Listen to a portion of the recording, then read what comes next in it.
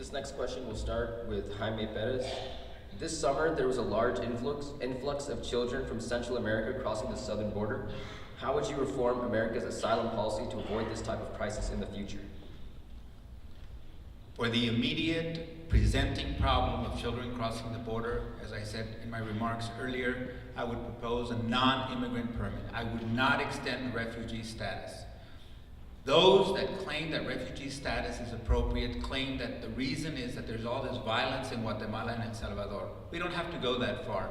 You cross the border and there have been beheadings, mass shootings, mass graves, the worst possible violence. And if we're going to treat children from Central America in one way, then we would have to treat children from Mexico in the same way. And those children are just as much the victims of violence as they are in Central America. Non-immigrant permit is the way to go with respect to those people coming in that are not coming in through conventional means. And we absolutely need to reform the system, because what we have in terms of the legal system of getting in is so confusing, so bureaucratic, so incomprehensible, that many people have been waiting for decades for their status to be normalized. We cannot extend refugee status, but the humanitarian issue remains, and I think that non-immigration permit status is the way to go. Thank you. Congressman.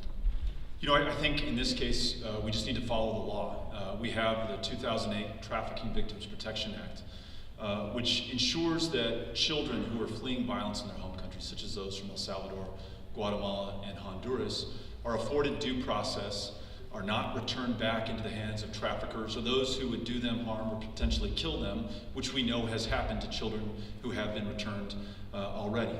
And I agree with Mr. Pettis on this one, that if we are to open up that 2008 law, we should do so to treat everyone the same. That doesn't mean treating Central American kids the way we treat Mexican kids today, which I think is unforgivable. It means treating Mexican kids the way that we treat kids from every other country, because there are kids in Mexico today who are the victims of violence, to whom we return to that violence each and every day.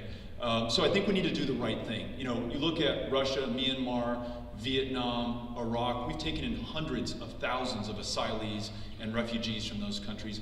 We in this country always ultimately end up doing the right thing, and I think we need to do the right thing for these children and families fleeing violence in Central America.